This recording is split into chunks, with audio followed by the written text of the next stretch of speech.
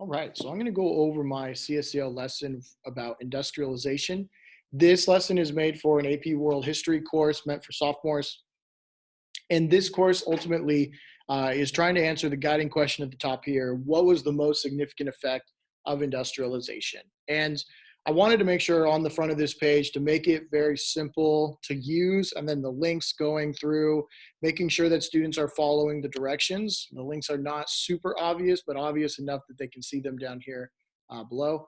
But the introduction really is trying to make sure that the students are building skills that will help prepare them for the exam that they take in May. And so answering the question, what is the most significant effect of industrialization? I'm not really sure there is a correct answer to that. And really it's just to give the students an opportunity to use evidence. And that's what they're going to try and build throughout this CSCL lesson. Now, to generate a discussion, this works best synchronously, is just having students give one thing that they've learned in the past. And ultimately, the Industrial Revolution had been covered in previous courses. And this works as a formative assessment to see where the students are and help me as the educator to guide the lesson going forward. But ultimately, it's meant to just generate a discussion. And then we will actually come back to this guiding question at the very end as well. So trying to build up some specific content knowledge, the students are able to complete an ed puzzle activity. And so I made sure to put a link here. And this is actually just a different page within the actual website itself. And the students go ahead and just watch the video, go through the ed puzzle, answer a couple of the multiple choice questions. And then the last one ultimately is a short answer question. And then at this point, we would discuss the lesson as a class after completing the ed puzzle activity. And then at that point, they would go in to work on developing evidence for their argument. So one impact you could talk about industrialization ultimately is that there were some negative components. And with the negative externalities of industrialization, we look at Jacob Riis's How the Other Half Lives. So utilizing primary source documents, the students are able to go in, and there's over 30 photos with captions in here to give them a good idea of what Jacob Riis was trying to capture as far as the negatives of industrialization. And so the students would go through that, and then they would record 3 takeaways from looking at the documents here in the Quick Writes document. Now, ultimately, I wanted to keep things as simple and organized as possible, which is why we have just the tabs down here. And then even doing different colors helps to kind of separate these ideas.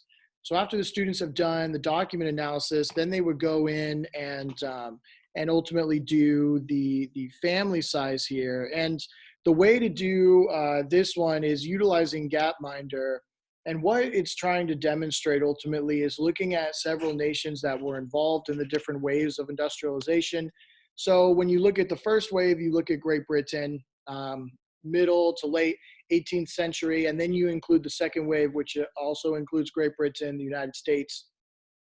And then Russia and China are kind of considered in this third wave. Japan would be considered this as well. But in the Gapminder tool, ultimately what you would like to see the students notice is that the number of children born per female in the early part of the Industrial Revolution is very high.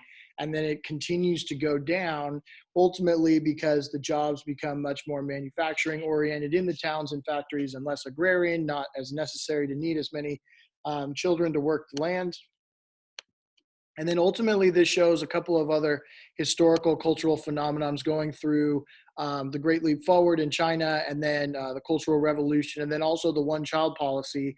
And so by the time it gets to the year 2000, you can really see the great impact of industrialization in these nations, which ultimately shows that the number of children born is much, much less than when it began. So the students would look at Gapminder, and then they would record their ideas in the Google Doc or the Google Sheet. And again, this is just giving the students an opportunity to present their findings and then keeping progress along the way. And then the last part is taking the things that we learned with the ed puzzle content knowledge and then the 2 examples of documents to provide evidence. The students would answer the same Industrial Revolution question: what is the most significant effect? But in this exit ticket, they're actually going to provide the specific evidence that they utilize to show that idea. So again, trying to build the content knowledge, but also the skills necessary to pass the exam. And I think the most important part is always getting feedback on the lesson. And so this is anonymous on purpose, but the students would go in what was effective, what needed improvement, and then looking specifically at the actual the documents that they looked at themselves. And at that point, this is an opportunity to kind of improve this activity. But overall, I think in the skills necessary to be successful in an AP World History course, this really goes in and weighs the different skills necessary to be successful.